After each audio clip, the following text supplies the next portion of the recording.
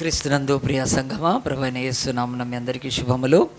ప్రభు మనల్ని ఈ సంవత్సరంలో ఈ యొక్క ఆగస్టు మాసం వరకు ఆయన మనల్ని కాచి కాపాడి ఈ ఆగస్టు మాసము భారతదేశంలో భారతీయులుగా ఈ యొక్క జాతి ప్రజలుగా మనకున్న గొప్ప ధన్యత. మనం ఇంకొక స్వాతంత్ర ఆ యొక్క సంబరాలను లేకపోతే ఆ యొక్క ఉత్సవాన్ని 15 ఆగస్టున జరుపుకోబోతున్నాం. సో దేవుడిచ్చిన ఈ యొక్క స్వేచ్ఛా స్వాతంత్రాల్లో ప్రభు మనకు ఇస్తున్న కృపను సద్వినియోగపరుచుకుంటూనే దేవుని వాక్యాన్ని నేర్చుకోవడానికి ముందుకు సాగుదాం.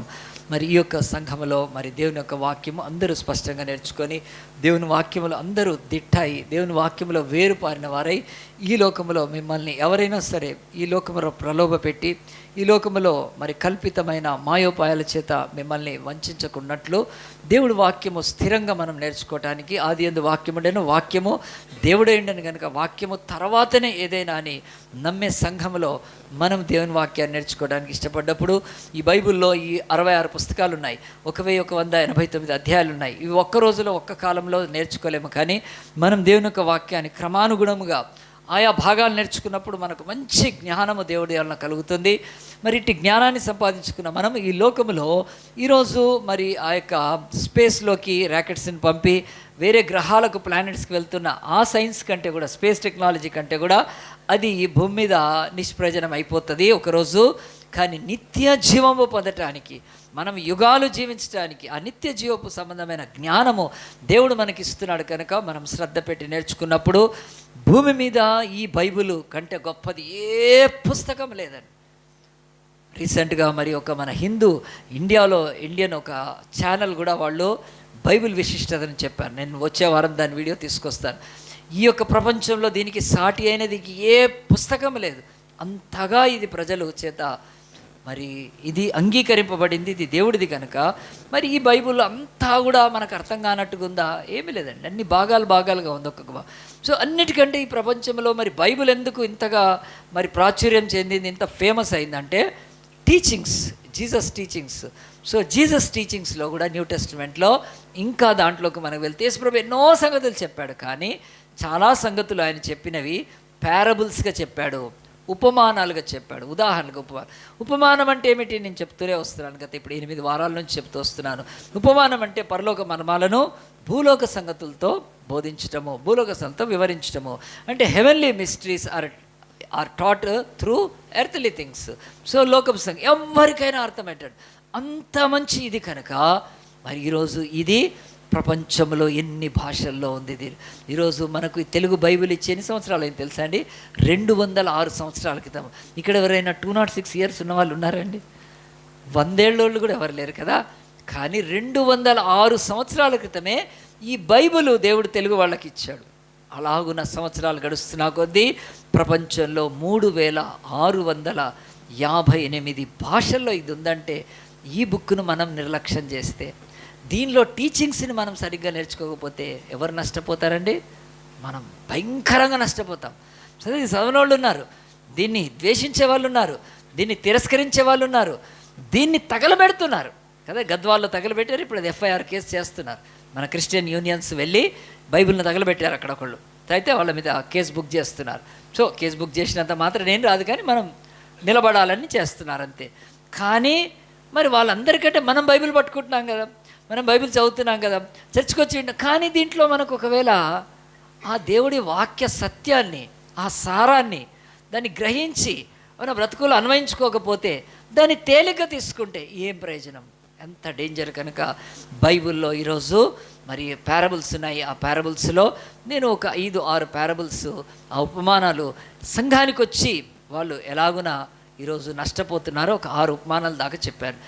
తర్వాత ఇంకొక భాగంలోకి వచ్చి దేవుని నమ్ముకున్న బిడ్డల జీవితాలలో ఒక నిర్దిష్టమైన ఫెయిత్లోకి వెళ్ళి వాళ్ళు తాము కలిగి ఉన్న దాన్ని పోగొట్టుకోకుండా గట్టిగా పట్టుకొని అంతం వరకు దాన్ని కొనసాగించుకొని ఇది పొందటానికి, మహిమను పొందటానికి దేవుడు ఇంకొన్ని పారబుల్స్ చెప్పాడు. ఈ యేసు ప్రభు చెప్పిన 38 పారబుల్స్లో అన్నీ ఒకేలాగా లేవు. అవి డివిజన్ చేసుకుంటే దేవుడు ఒక సబ్జెక్ట్ని చాలా తేటగా బోధించాడు. కనుక అలాంటిదే ఈరోజు మనము క్రీస్తులో ఉన్న బిడ్డల యొక్క జీవితాలలో ఇంకొక మర్మముతో కూడిన ఇంకొక అవసరమైన ఉపమానాన్ని మనం ఈరోజు లూకా సువార్త 13వ అధ్యాయం తీసి, మన యొక్క వాలంటీర్ శిరీష చదివింది కదా, ఇంకోసారి చూద్దాం. చూడండి, లూకా సువార్త 13వ అధ్యాయం తీసి దాంట్లో మొదట్లో యేసుప్రభు ఇలాగున ప్రారంభించి ఏం చెప్తున్నాడు. యేసుప్రభు అంటే యేసుప్రభు ఆ రోజు 2 ట్రెండ్ అవుతున్నాయి, వాటి విషయం మాట్లాడాడు. 2 ట్రెండ్ అవుతున్నాయి. ఏం ట్రెండ్ అవుతున్నాయి? మనందరికీ తెలుసు, ఈరోజు ఏదైనా ఫేమస్ అయితే, ఏదైనా ప్రాచుర్యం చెందితే అదేమో అందరికీ తెలుస్తుంది. దాన్ని మన భాషలో వైరల్ అంటున్నాం కదా, వైరల్ అవుతాయి. సో వైరల్ కంటే కూడా మనము ట్రెండింగ్ అన్న ప్రాచుర్యం 2 సంగతులు జరుగుతున్నాయి. అవి యేసు ఎత్తి మాట్లాడుతున్నాడు. చూడండి, లూకా సువార్త 13వ అధ్యాయం. పిలాతు గలిలీలైన కొందరి రక్తం వారి బలులతో కలిపి ఉండెను. ఆ కాలంలో అక్కడున్న కొందరు ఆ సంగతి యేసుతో చెప్పగా ఆయన వారితో ఇట్లనెను, ఈ గలిలీలు అటు హింసలు పొందినందున వారు గలిలే కంటే పాపులని మీరు తలంచున్నారు. ఒక ఇన్సిడెంట్ ఏం జరిగిందంటే, గలిలీలు చచ్చిపోయారు. ఎవరు గలిలీలు అంటే వాళ్ళు కూడా యూదులే. యూదులైనప్పటికీ వాళ్ళు గలిలీలని ఎందుకు పిలువబడ్డారంటే ప్రొవిజన్ బట్టి. కనుక ఆంధ్ర వాళ్ళు, తెలంగాణ వాళ్ళు ఇద్దరు తెలుగు వాళ్ళే, ఇద్దరు భారతీయులే కదా. అలాగున ఇస్రాయేల్ దేశము అది 3 భాగాలుగా ఉండేది, 3 ప్రావిన్స్ ఉండేవి. పైన గలిలీ అనే ఒక ప్రాంతం ఉండేది, మధ్యలో సమరే అనే ప్రాంతము, కింద యూదయ అనే ప్రాంతం. 3 ప్లేసెస్. ఆంధ్ర, తెలంగాణ, రాయలసీమ. మనకు తెలుగు వాళ్ళకు కళ్ళకు కనిపిస్తుంది మన రాష్ట్రాలు కదండి. ఆంధ్ర, తెలంగాణ, రాయలసీమ 3 కూడా తెలుగు ప్రజలవే ఉండినాయి. కానీ ఇప్పుడు తెలంగాణ సపరేట్ అయిపోయి ఆంధ్ర, రాయలసీమ ఇంకో రాష్ట్రం అయింది. అయినా మటుకే సో ఇస్రాయేల్ ప్రాంతంలో గలిలీలు అనే వాళ్ళు ఉంటే వాళ్ళ రక్తాన్ని పిలాతు ఈ బలులతో కలిపాడు. ఏంటి మాట ఎట్లా అర్థం చేసుకోవాలి? బైబిల్లో ఇంకెక్కడ ఆధారం లేవు. చరిత్ర వెతికితే దీనికి ఒకటి దొరికింది, అది కూడా నిజమని కాదు కానీ దానికి సమానం. ఎందుకంటే పిలాతు యొక్క దుర్మార్గతను దేవుడు చెప్తూ, దేవుడు అది జరిగింది, అందరూ మాట్లాడుకుంటున్నారు. ఏమిటది? గలిలీలు చచ్చిపోయారు, గలిలీల రక్తము వాడు బలులతో కలిపాడు అని చెప్తున్నప్పుడు ఏం జరిగిందంటే, సింపుల్గా హిస్టరీలోంచి నాకు తెలిసింది, నేను నేర్చుకుంది, నేను చదివింది, పిలాతు వాడు అప్పుడు ఆ యొక్క దేశానికి రోమా ప్రభుత్వం ద్వారా నియమింపబడ్డ రాజు, సామంతరాజు, గవర్నర్, ఏదన్నా అనుకో. అతను ఏం చేశాడంటే, పిలాతు ఈ యొక్క యూదులకు ఒకటి కట్టించాలి, ఒక కట్టడం అనుకుందాం. ఇక్కడ మనకు మెట్రో కట్టారు, ఎన్నెన్నో చేస్తుంది గవర్నమెంట్. అలాంటి దానికి డబ్బు ఎక్కడి నుంచి తీసుకోవాలి? గవర్నమెంట్ ఖజానా నుంచి తీసుకోవాలి, ట్రెజరీ నుంచి తీసుకోవాలి. అది తీసుకొని కడతారు. రోడ్లు వేయాలన్నా, లైట్లు వేయాలన్నా, ట్రైన్లు వేయాలన్నా, బస్ స్టాండ్లు కట్టాలన్నా, ఏదైనా ఆ డబ్బు అది గవర్నమెంట్ పెట్టాలి. అది కనుక పెడతారు కూడా, మన దగ్గర ట్యాక్సులు తీసుకుంటారు. మరి అలాంటిది పిలాతు ఏం చేశాడంటే, అదిగో వాళ్ళు ఒక ప్రాంతంలో కట్టడానికి టెంపుల్లో నుంచి, దేవాలయం నుంచి డబ్బులు తీసుకున్నాడు. దేవాలయం నుంచి డబ్బులు తీసుకోవచ్చా? దేవాలయం డబ్బులు తీసుకెళ్ళి ఆ యొక్క రాజ్యంలో ఇంకేదో చేస్తే, ఏదో చెరువు దవ్వించాలి, బావి దవ్వించాలనుకుంటే అలాంటి పనులకు టెంపుల్ నుంచి ఇవ్వరు. అది టెంపుల్ మనీ అసలు ముట్టుకోకూడదు. కానీ వాడు పిలాతు ఏం చేశాడంటే, ఆ డబ్బును తీసుకొని వాళ్ళ దగ్గర నుంచి తీసుకునే వరకు వాళ్ళు ఏం చేయలేక హతాశులైపోయారు. అప్పుడు మరి వాళ్ళు ఏం చేయగలుగుతారు? దాన్ని అపోజ్ చేయగలుగుతారు, దాన్ని వ్యతిరేకించగలుగుతారు. అలాగున్న గలిలీయులు కొంతమంది లేచి అక్కడి నుంచి యెరూషలేము దేవాలయానికి వస్తూ, చాలా భక్తిపరులు, ఆ యొక్క పిలాతును, తప్పు ఇది, నువ్వు దేవాలయంలో డబ్బులు తీసుకోకూడదు అని చెప్పి. ఇప్పుడు మీరు అందరు కానుకలు ఇస్తారు, ఇక్కడ మనం కానుకలు వస్తే ఈ కానుకలు వచ్చి గవర్నమెంట్ వాళ్ళు లాక్కొని పోయి, ఇక్కడ ఏదో మేము కమ్యూనిటీ హాల్ కడతామంటే, రోడ్లు వేస్తామంటే, మనం డబ్బు ఇస్తామండి, చర్చివి టెంపుల్ ఇస్తారు, అట్లా అసలు తీసుకోవచ్చా? అసలు ముట్టుకోరు, అసలు ఏ గవర్నమెంట్ ముట్టుకోవు అసలు టెంపుల్ డబ్బులు. అలాంటిది ఆ రోజు ఆనాడే పిలాతు యెరూషలేము దేవాలయం యొక్క డబ్బును తీసుకొని పోయి వాడిచ్చేసినప్పుడు వాళ్ళంతా అపోజ్ చేసి ఆ గలిలీలు లేచి ఆ యొక్క యెరూషలేములో ఈ యొక్క దేవాలయానికి బలులు అర్పించడానికి వస్తూ ఉన్నారు. దేవాయితను ఎంత వ్యతిరేకంగా ఉన్నాడని అపోజ్ చేస్తున్నారు.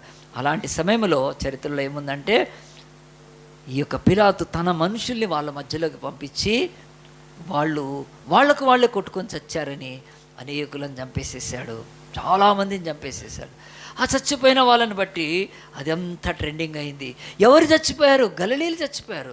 మిగతా వాళ్ళందరూ అపోజ్ చేస్తున్నారు. అటు గలిలీలో నుంచి, ఇటు యూదాలో నుంచి అందరు స్ట్రైక్ అంటే, ధర్నా అంటే అందరు వెళ్తారు కదా. దాంట్లో గలిలీలే చచ్చిపోయారు.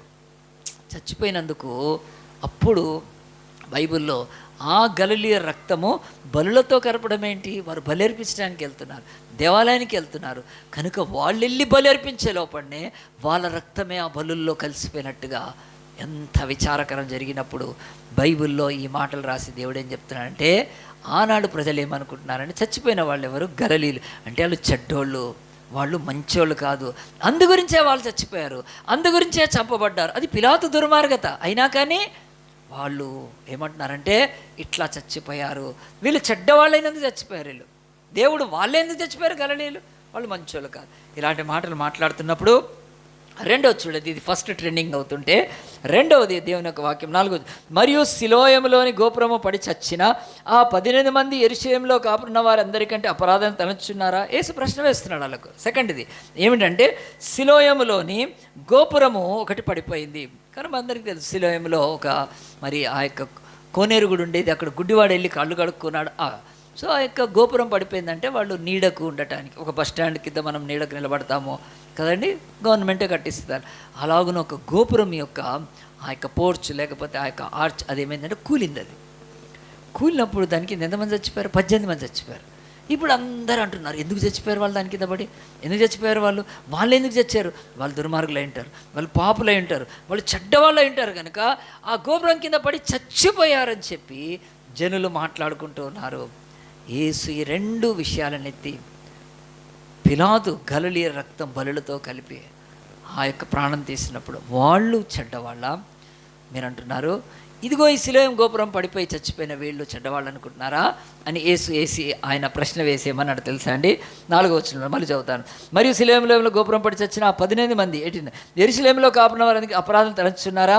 కారని మీతో చెప్పుచున్నాను, దేవుడు కాదు. కనుక ఈరోజు మనం నేర్చుకునే ఉపమానములో యేసు ప్రభు ఈరోజు మనకు ఒక క్లారిటీ ఇస్తున్నాడు, ఒక మన సందేహాన్ని తీరుస్తున్నాడు. ఈరోజు ఎవరైనా చచ్చిపోతే, యాక్సిడెంట్లో చచ్చిపోతే, లేకపోతే ఆ యొక్క వరదల్లో చచ్చిపోతే, ప్రమాదాల్లో చచ్చిపోతే, ఇంకేదోలాగా చచ్చిపోయినప్పుడు అందరూ ఏమనుకుంటారు? వాళ్ళు ఎందుకు చచ్చారు కదా, వాళ్ళ పాపం పండింది, వాళ్ళు చచ్చిపోయారు, వాళ్ళు ఎందుకు చచ్చారని చెప్పి రోడ్లు యాక్సిడెంట్లు అయినప్పుడు అవైనప్పుడు మన ఒరిస్సాలోకి యాక్సిడెంట్ అయింది కదండి, లాస్ట్ ఇయర్ ట్రైన్ యాక్సిడెంట్ అయినప్పుడు 200 మంది చచ్చిపోయారు పైన. దాంట్లో మన FMB ఒక మిషనరీ ఒక ఆమె ఉంది, తను మిషన్ ఫీల్డ్ నుంచి తన ఇంటికి వస్తుంది, వాళ్ళ బాబుని తీసుకొని వస్తుంది. ఆ ట్రైన్లు అంతా ఇట్లా ఎగిరి పడినప్పుడు రక్తం ఇట్లా కారుతా ఉంది, ఆ సీట్లు తడిసిపోతున్నాయంట రక్తం, ఎందుకంటే కాలు చేతులు ఇరిగిపోయి తెగిపోయి ఆ ట్రైన్లో రక్తం ఇట్లా బ్లడ్ పారుతుంది, అంతా గడ్డ కట్టలేదు ఇంకా.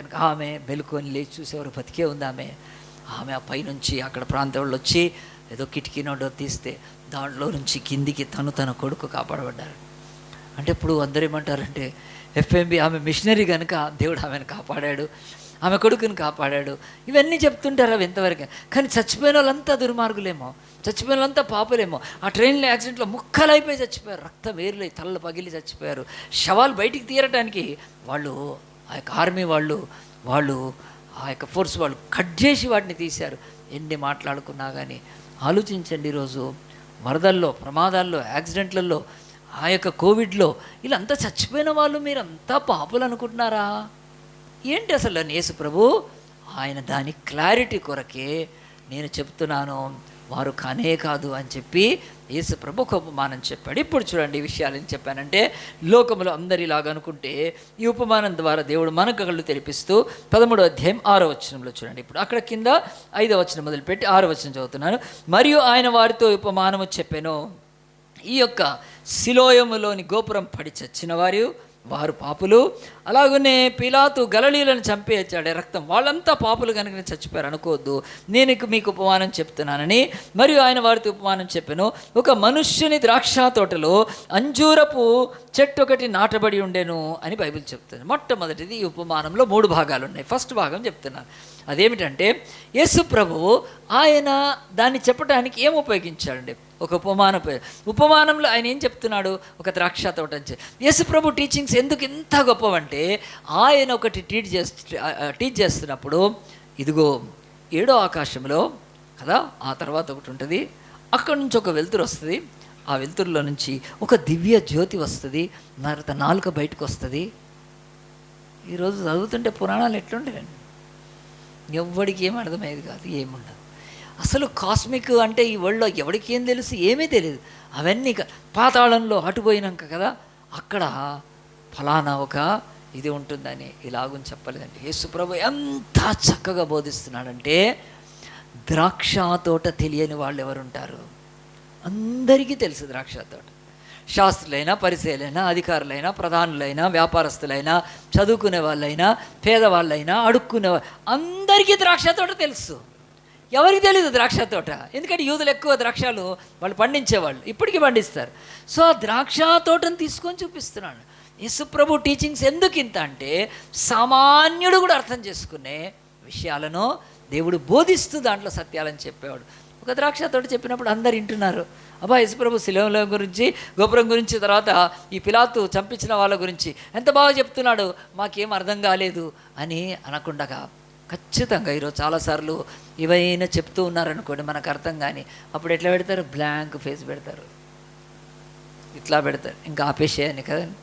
చాలాసార్లు స్కూళ్ళల్లో, కాలేజీలో కూడా అదే కదా, ఏం చెప్తే ఏం అర్థం కాదు. ఇక గాంధీ రాజు అందరు క్లాస్ అయితే బయటికి పరిగెత్తచ్చాను, అర్థం కాని చదువు వ్యర్థంలాగా. సో యేసు ప్రభు ఒక్కసారి చెప్పలేదండి అలాగున. సో నాలాంటి పాస్టర్లు కూడా అంతే కూడా చెప్తారు. ఎవరైనా నాలాంటి పాస్టర్లు కూడా చెప్తున్నారు నిద్రపోతున్నారంటే అది తరతరాల శాపం, అది అంతే. నేనేం చేయలేను. నేను బోధించిన బిడ్డలు ఎంతో చాయిరు ఉన్న స్థితిలో ఉన్నారు. గుర్తుపెట్టుకోండి, యేసు ప్రభు ద్రాక్ష తోట అందరికీ తెలుసు, అర్థం కాని ఏమీ లేదు కనుక అలాంటి ఒక ద్రాక్ష తోట తీసుకొని దాంట్లో ఏముందని చెప్తున్నాడంటే, అంజూరపు చెట్టును ఒకటి నాటాడు అని చెప్తూ మనకు సింపుల్గా దేవుడు ఏం చెప్తున్నాడంటే, యేసు ప్రభు చెప్తున్న ఉపమానంలో ఫస్ట్ది ఏం కల్పిస్తుందంటే, ద్రాక్ష తోట ఉంది, అది ఎవరిది? గవర్నమెంట్ది కాదు, ఒక వ్యక్తిది. ఆ వ్యక్తి బాధ్యత. ఆ ద్రాక్ష తోటకు మరొక తోటమాలి ఉన్నాడు, తోటమాలిని పెట్టాడు జాగ్రత్త వహించడానికి. ఆ ద్రాక్ష తోటకు కంచె ఉంటుంది, ద్రాక్ష తోటకు మంచి నీరుంటుంది, ద్రాక్ష తోటకు పశువులను కాపాడుకోవటానికి మంచి సంరక్షణ ఉంటుంది. ఆ ద్రాక్ష తోట అది అన్ని కాలాలలో దానికి కాపుదల ఉంటుంది. ఇవన్నీ చెప్పినట్టుగా యేసుప్రభు ఒకటి మనకి ఇచ్చేస్తున్నాడు. ఏమిటంటే, భూమి మీద ప్రతి వ్యక్తికి ఆధిక్యత ఉంటుంది. ఈ ద్రాక్ష తోటలో ఉన్న ఈ అంజూరపు చెట్టు అది కొండల్లో ఉన్నది కాదు, రోడ్డు పక్కన ఉన్నది కాదు, ఎడారిలో ఉన్నది కాదు, అరణ్యంలో ఉన్నది కాదు, సడక్క అంటారు కదా, ఫుట్పాత్ ఇది కాదు. అది దాన్ని ఎమ్మడూ పట్టించుకోడు. కానీ ఇంటిలో ఉన్న, తోటలో ఉన్న దానికి ఎంత కేర్ ఉంటుంది, దానికి ఎంత శ్రద్ధ వహిస్తారు. ప్రతిరోజు దానికి చూచి, అయ్యో ఆకు ఎండిపోతే అయ్యో నీళ్లు పోస్తాం కదా, ఏదైనా చెదబడితే దానికి పురుగు వస్తే ఇచ్చారు అంటే కంప్లీట్ కేర్ ఉంటుంది. కనుక అది చెప్తూ యేసు ప్రభు మొట్టమొదటి ఉపమానంలో ఆయన అంజూరపు చెట్టు మీరే అని యూదులతో అన్నాడు. ఆ అంజూరపు చెట్టు మీరే, మీకు తెలుస్తుందా అని ఆయన అంటున్నాడు. ఈ యొక్క దాంట్లో మొదటి ఉపమానంలో మొదటి భాగము ఆధిక్యత గల స్థానం, అది it's a place of privilege. దానికి ఏ అంజూరపు చెట్టు అయినా ఎవడో వచ్చి కొడతాడో, ఎవడో వచ్చి ఇరిచేస్తాడో, ఎవడో వచ్చి ఎందుకు అది బయట లేదు, అది తోటలో ఉంది. మళ్ళీ ఆ తోట ఎవరిది? ఒక యజమానుడిది. ఎవడో ముట్టుకుంటే ఊరుకోడు ఆయన యజమానుడు. మళ్ళీ అంతేకాదు, యజమాని వెళ్ళిపోతాడా? కాదు, అక్కడ ఒక తోటమాలిని పెట్టాడు. మరి ఆ తోటమాలిని పెట్టినప్పుడు నీళ్లు తెచ్చి పోస్తాడు ఆయన కదా. ఎన్ని కేర్ తీసుకుంటారు. కనుక దేవుడు యూదులను ఈరోజు మనల్ని ఉద్దేశించి అన్నాడు, మీరు ద్రాక్ష తోటలో నాటబడిన నా అంజూరపు చెట్ల లాంటి వాళ్ళు, మీరు ఫిగ్ ట్రీ అంటున్నాడు. కనుక మరి స్క్రీన్ మీద చూద్దాం ఆ ఫిగ్ ట్రీ గురించి. దేవుని యొక్క వాక్యం ప్రకారము దేవుడు ఆ తోటను చూపిస్తూ, లేకపోతే ఆ యొక్క ఫిగ్ ట్రీని చూపిస్తున్నప్పుడు ఆలోచించండి. మనందరం కూడా ఈ ఫ్రంట్ లైట్ తీసేయండి, దేవునికి కనపడాలంటే మంచిగా. అయితే ఈ యొక్క ఫిగ్ ట్రీ గురించి చెప్తున్నప్పుడు ప్రియ దేవుని బిడ్డలారా, మీరు ఎవరైనా అంజూరపు పళ్ళు తిన్నారా? కనుక తక్కువ మన ఇండియాలో. కనుక ఈరోజు అంజీర్ అని డ్రై ఫ్రూట్స్లో అమ్ముతారు అంతే. ఇక్కడ మన దగ్గర బాగా ధనం ఉన్న వాళ్ళు, బాగా డ్రై ఫ్రూట్స్ తీసిన వాళ్ళకు ఈ యొక్క కాజు బాదం కాకుండా అంజీర్ అంటారు దాన్ని. అది అంజూరం, దాన్ని ఎండబెట్టి కట్ చేసి మనకు అమ్ముతారు ఈరోజు. అంజూరపు ఇక్కడ పెద్దలు. కానీ ఆ మధ్యధర ప్రాంతంలో, పాలస్తీనా ప్రాంతాల్లో అంజూరపు పళ్ళు మస్తుగా తింటారు. సో ఈ యొక్క అంజూరపు చెట్టును తీసుకొని దేవుడు మనకేం చెప్తున్నాడంటే, ఈ భూమి మీద ప్రతి వ్యక్తి ఎవడెట్లా చచ్చిపోయాడో, వాళ్ళు పాపులా, అదే కాదు నేను చెప్తున్నా వినండి మీరు అని. ఈ యొక్క ద్రాక్ష తోటలో అంజూరపు చెట్టును పెట్టినప్పుడు దేవుడు ఏం చెప్తున్నాడంటే, ఆధిక్యత ఉంటుంది ప్రతి మనిషికి. నేను మీకు ఆధిక్యతనిస్తున్నాను, మీరు నా బిడ్డలుగా మీకు ఆధిక్యత ఉంది అని చెప్పడానికి ఇది చెప్పి దేవుడు మన కళ్ళు తెరిపిస్తున్నాడు. ఎందుకంటే ఆధిక్యతలు చాలామందికి తెలియవు కనుక. బైబిల్లో ఒకసారి పాత నిబంధనలోకి రండి, ఒకసారి ఆదికాండంలోకి రండి. ఆదికాండంలో దేవుని యొక్క వాక్యంలో ఒక భాగాన్ని చూపిస్తాను చూడండి. ఆదికాండం మొదట్లోనే దేవుని యొక్క వాక్యము 21వ అధ్యాయం తీయండి. 21వ అధ్యాయం తీసి దేవుని యొక్క వాక్యము 14వ వచనంలో, కాబట్టి తెల్లవారినప్పుడు 21:14 కాబట్టి తెల్లవారినప్పుడు అబ్రహాము లేచి ఆహారం నీళ్ళని తీసుకొని ఆ పిల్లవానితో కూడా హాగర్ని అప్పగించి ఆమె భుజం మీద పెట్టి వాడిని ఆమెను పంపివేశాను. ఆమె వెళ్ళి బెయేర్షెబా అరణ్యములో ఇటు అటు తిరుగుచుండెను. ఆ తర్వాత ఆ తిత్తిలో నీళ్ళు అయిపోయిన తర్వాత ఆమె ఒక పొద కింద చిన్నవాడిని పడవేసి, ఈ పిల్లవాని చావు నేను చూడలేకని అనుకొని వింటి వేత దూరం వెళ్ళి అతనికి ఎదురుగా కూర్చుండెను. ఆదికాండము 21:16 ఆమె ఎదురుగా కూర్చుండి ఎలుగెత్తి ఏడ్చును, దేవుడు ఆ చిన్నవాడిని. ఇదంతా ఏంటంటే ఇది అందరికీ తెలుసు, అబ్రహాము కథలో. అందుకని ఎవరు ఈ చిన్నవాడు అంటే ఆ యొక్క ఇష్మాయేలు. ఆ యొక్క తల్లి ఎవరు అంటే ఎందుకున్నారు ఇక్కడ? అరణ్యములో దప్పికతో చచ్చిపోతున్నారు, దిక్కు లేక చచ్చిపోతున్నారు. అసలు అరణ్యంలో ఎందుకున్నారు వీళ్ళు? బైబిల్ స్పష్టంగా చెప్తుంది. వాళ్ళకున్న ఆధిక్యత, ఇష్మాయేలుకున్న ఆధిక్యత హాగర్కి వాళ్ళు గుర్తించలేదు. ఎవరింట్లో నుంచి వెళ్ళిపోయారు వాళ్ళు? ఇప్పుడు గెంటి వేయబడ్డారు. అబ్రహాం ఇంట్లో ఎంతమంది పనివాళ్ళు? 318 మంది సర్వెంట్స్. అంటే అంతమందిని మనం ఎంతమందిని పెట్టుకుంటామని ఒక్కళ్ళు కూడా లేదు సరిగ్గా. పొద్దునుంచి బాసాలు తోమితే లేకుంటే పోయింది అంతే. మనకి డ్రైవర్లతో పాటు పనివాళ్లతో పాటు ఈరోజు 318 మంది ఆయనకున్నారంటే అబ్రహాము స్థితి ఎంత గొప్పదండి. ఆ అబ్రహాము కొడుకు ఈరోజు ఇష్మాయేల్ నీళ్ళు లేక సస్తున్నాడు. ఎందుకంటే బైబిల్ చెప్తుంది, ఆధిక్యతలు ఎవరైతే తమ బ్రతుకులో గుర్తించరో వాళ్ళు ఆపదల్లో ప్రమాదాల్లో పడి నశించిపోతారు. నువ్వు ఎందుకు గంటి వేయబడ్డావంటే, నీ తల్లి ఎందుకు అంటే నీవు ఆ ఇంటిలో ఉన్న ఆధిక్యత నువ్వు దాన్ని సరిగా అర్థం చేసుకోలేదు కనుక ఈరోజు బైబిల్ ఏం చెప్తుందంటే, ఈ అంజూరపు చెట్టు ఇది ద్రాక్ష తోటలో ఉందంటే బ్రతుకులో మనందరికీ దేవుడు ప్రివిలేజెస్ ఇస్తాడు. చాలామంది ఈరోజు ఆధిక్యత లేని తెలుసా? వాళ్ళకు ధనం ఉంది, వాళ్ళకి కార్లు ఉన్నాయి, వాళ్ళకి బిల్డింగ్లు ఉన్నాయి, వాళ్ళ తల్లిదండ్రులు గొప్ప చదువుకున్న వాళ్ళు, వాళ్ళకి చాలా అధికారం ఉంది, వాళ్ళకి ఇల్లు ఉంది, వాళ్ళకి ఆస్తి ఉంది. ఇవి నాకు లేవు లేవు లేవు లేవు అని చెప్పి ఎప్పుడు ఇతరుల పట్ల చూసి నీకేం ఆధిక్యతలు ఇచ్చాడో అది నీకు తెలుసుకోకుండా పోతున్నావు. దేవుడు మనలందరినీ ఏ ఆధిక్యత లేకుండా ఎవరిని సృష్టించలేదని. ప్రతి వాళ్ళకి ఏదో ఒక ప్రివిలేజ్ ఉంటుంది, అది వేరేలోకి ఉండదు. గుర్తుపెట్టుకోండి, వేరేలోకి ఉండదు, నీకు ఉంది అది, కానీ నీకు గుర్తించు. నువ్వెప్పుడు వేరేల వైపు చూస్తుంటావు. దేవుడు ఈ ఉపమానం చెప్తున్నాడు. మొట్టమొదటిది, దేవుడు నీకు ఇచ్చిన ఆధిక్యత ఈ లోకంలో ఇతరులకు ఇవ్వలేదు. అదేమిటో తెలుసా అండి? తోటకు యజమాని ఉన్నాడు, దేవుడు అంటున్నాడు ఆయన సింహానికి యజమాని పరలోకపు దేవుడు ఉన్నాడు. తోటకు మాలి ఉన్నాడు, యేసుక్రీస్తు ఆయన మాలిగా తోట మాలిగా ఉన్నాడు ఆయన. ఇది చాలదా నీకు? నీకు మంచి చర్చ్ ఇచ్చి, మంచి ఫెలోషిప్ ఇచ్చి, మంచి ప్రార్థన చేసే వాళ్ళని ఇచ్చి, మంచి బైబిల్ చెప్పే వాళ్ళని ఇచ్చి, ఇది ఆధిక్యతలు కాదా నీకు? తెలియట్లేదు. ఎంతసేపు వాడేదో బైక్ మీద తిరుగుతాడు, ఎంతసేపు వీళ్ళేదో బంగారం వేసుకొని తిరుగుతారు. ఇది బతుకులు. నాకు ఇంగ్లీష్ రాదు, లేకపోతే నాకు ఉద్యోగం లేదు, ఇవి చూసుకుంటున్నావు. కానీ అసలు ఆధిక్యత దేవుడు నిన్ను ద్రాక్షావనములో తోటలో నిన్ను అంజూరపు చెట్టుగా నాటాడు. అది నీకు తెలియట్లేదు. అది చాలామందికి లేదండి. ఏ రోజు కూడా ఏమనుకోవటాలు. నేను మన కొరియాకి వెళ్ళాను, అక్కడ 110 దేశాల నుంచి వచ్చారు. ఒక అమెరికన్స్ ఎంతోమంది ఉన్నారు. ఎంతమంది ఉంటే వాళ్ళు అమెరికన్ అని వాళ్ళు గొప్ప ఏమీ లేదు అసలు. వాళ్ళకి ఆధిక్యత ఇచ్చాడో నాకే ఇచ్చాడు. మేము ఒకే బస్సులో కూర్చున్నాం, పక్కన ఒక రష్యా ఆయనతో కూర్చున్నాను. చాలాసేపు కూర్చున్నాను. రష్యా ఆయనకు ఒక్క మూట ఇంగ్లీష్ రాదు. ఇద్దరం ఫోన్లు పట్టుకొని ట్రాన్స్లేట్ చేసుకుంటూ ఉన్నాం. ఆయన రష్యన్ అయితే ఏమిటండి, మాస్కోకు దగ్గరలో ఉంటాడు. కానీ నేను ఇండియాలో హైదరాబాద్ లేదా మామూలు సిటీ ఏమీ లేదు. అందరికీ ఆధిక్యత ఇచ్చాడు దేవుడు. ప్రతి వాళ్ళకి ఆధిక్యత ఇచ్చాడు. ప్రతి వాళ్ళకి కనుక మొట్టమొదటిది గుర్తుపెట్టుకోండి. బైబిల్లో 2 రెఫరెన్స్ చూపిస్తాను చూడండి. ఎవరైనా తీస్తే త్వరగా చదవండి. దేవుని యొక్క వాక్యము ఆ యొక్క యెషయా గ్రంథంలో, దేవుని యొక్క వాక్యము యెషయా గ్రంథము 49 ఆ యొక్క వచనం నేను చెప్తాను. యెషయా గ్రంథం 49 10వ వచనం చూడండి, 16వ వచనం చూడండి. దేవుడు అంటున్నాడు మనందరినీ ఆయన అన్నప్పుడు, చూడుము నా అరచేతుల మీద నిన్ను చెక్కి ఉన్నాను, నీ ప్రాకారములు నిత్యము నా ఎదుట. దేవుడు చెప్తున్నాడు నీకున్న ఆధిక్యత ఏంటో తెలుసు, ఎవరికి లేదు ఇది కనుక నిత్యము నీ ప్రాకారం నా ఎదుట ఉన్నాయి అని యేసు ప్రభు ఆ యొక్క దేవుడు మనకు చెప్తూ అంటున్నాడు. యెషయా 49:16 ప్రకారము ఈ చెట్టును తీసుకుంటే దీని యొక్క ప్రాకారము లేకపోతే కంచాది ఆయన ఎదుట ఉంది. దాన్ని కాపాడే బాధ్యత అది. ఆ చెట్టును ఎవరు ముట్టుకోలేరు, అంజూరపు చెట్టుని ఎవరు తాకలేరు, అంజూర చెట్టు మీద చెడు చూపు కూడా ఎవరు వేయలేరు. ఎందుకో తెలుసా?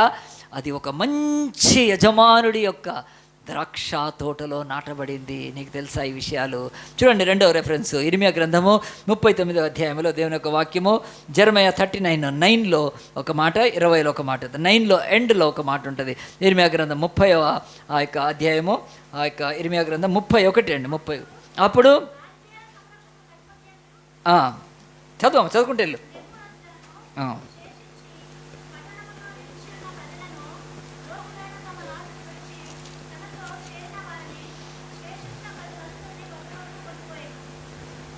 నేను చదువుతాను. ఇర్మియా గ్రంథము 31:9లో ఉంది. అది 9వ వచనము చదువుతాను, చూడండి. వారు త్రుటిల్లకుండా చక్కగా పోవు బాటను నీళ్ల కాలువల యుద్ధ వారు నడిపింతుని ఇశ్రాయేలు నేను తండ్రిని కానా? దేవుడు అంటున్నాడు. కనుక ఏం ప్రివిలేజ్ కావాలి నీకు? జెరమయా 31లో 9th verseలో ఆఖరిలో ఉంటుంది, ఇశ్రాయేలుకు నేను తండ్రిని కానా? ఎఫ్రాయిము నా జ్యేష్ఠ కుమారుడు కాదా అంటున్నాడు. ఈ అంజురపు చెట్టింది నాటిని నేను కాదా? నా యొక్క చెట్టు ఇది అని చెప్పి యజమాని ఎట్లా అంటాడో దేవుడు మనల్ని అలాగున పిలుస్తున్నాడు. అదే 31వ అధ్యాయంలో 31లో కింద 20లో చూడండి, దేవుని యొక్క వాక్యములో, ఎఫ్రాయిము నాకు ఇష్టమైన కుమారుడా, నా ముద్దు బిడ్డ అని అంటున్నాడు. ఎంత మంచి మాటలు దేవుడు చెప్తున్నాడు. ఈరోజు బైబిల్లో ఎన్నో నా యాకోబోనేమో నేను కన్నాను, నువ్వు నా కుమారుడు కనుక జనములను ఎదుగో ఆధిపత్యం నీకు ఇస్తున్నాను. ఎన్ని మాటలు బైబిల్లో ఉంటాయి. ఇలా సీరియల్గా బైబిల్ చదివితే లింక్ బైబిల్ ఉంటుంది, చైన్ బైబిల్స్ ఉంటాయి. అవి చదువుతుంటే ఆ రెఫరెన్సు ఆది కాండం నుంచి ప్రకటన వెళ్ళినప్పుడు, యాకోబును నా కుమారుడవు, నేను నిన్ను కని ఉన్నాను, నిన్ను జనములకు అధిపతిగా చేస్తాను నేను. ఎన్ని మాటలు ఇవన్నీ బైబిల్లో ఎవరికి చెప్తున్నాడండి? ఆధిక్యత ఉంది మనకు, మన బ్రతుకుల్లో. నువ్వు ఇంకెంతసేపు నాకు కులం తక్కువ, ఇంకెంతసేపు నాకు ఉద్యోగం లేదు, ఇంకెంతసేపు నాకు ఇల్లు లేదు, ఇంకెంతసేపు ఇవే చేస్తున్నావు, కానీ నీ ఆధిక్యత ఏంటో నువ్వు తెలుసుకోవాలి. బైబిల్ చెప్తుంది. ప్రియదేవుల, ఆనాడు యూదులు, ఈరోజు యేసుక్రీస్తులో, నీ రక్షకుడైన యేసుక్రీస్తులో నీకెంత ఆధిక్యత ఉంది. కొన్నిసార్లు కులం చెప్పుకోవాలంటే అమ్మో వాళ్ళు పెద్ద కులస్తులు, వాళ్ళు మనం కులం చెప్పుకుంటే వాళ్ళు కనీసం నీళ్లు కూడా ఇవ్వరేమో, వాళ్ళు అంత చెత్త మన దేశంలో వాటి పెట్టుకున్నారు. నీకు ఇచ్చిన ఆధిక్యత నీకు దేవుడు తెలుసు, పరలోకపు దేవుడు తెలుసు. 3 కోట్ల దేవుళ్ళను నువ్వు ఆరాధించనక్కర్లేదు. నీకు రక్షకుడు తెలుసు. తమ్ము రక్షించుకోలేని వాటిని దేవతలకు ఆరాధిస్తున్న వాటిని నీకు ఆ గతి లేదు. తమ భుజాల మీద మోయాల్సిన దేవుడు కాదు నీ దేవుడు. నెత్తి మీద పెట్టుకోవాల్సిన దేవుడు నీ దేవుడు కాదు. నిన్ను నెత్తి మీద పెట్టుకొని మోసే దేవుడు, నీ పాపాలనే సిలువకు తీసుకెళ్ళి మోసే ఆ దేవుడు. నీకు తెలుస్తుంది ఆధిక్యత? ఈ ఆధిక్యత ఉందా ఎవరికైనా? 3 ఆచారాలతో తొండమున్న దాన్ని, తోకున్న దాన్ని కదండి, ఆ యొక్క గడ్డి తినేదాన్ని దేవుడు అని పూజిస్తున్నారే. మరి మనం దీవంగల దేవుని ఆరాధిస్తున్నా. ఎంత ఆధిక్యత తెలుస్తుందా నీకు? ఎవడో రాసిన పాటలు కదండి కలిపి, అవి కాకుండా పరిశుద్ధమైన పరిశుద్ధమైన పాటలు పాడుతున్నాం కదా. దేనికి పడితే దానికి పెట్టింది కళ్ళకు మొక్కుకొని తినట్లేదు కదా.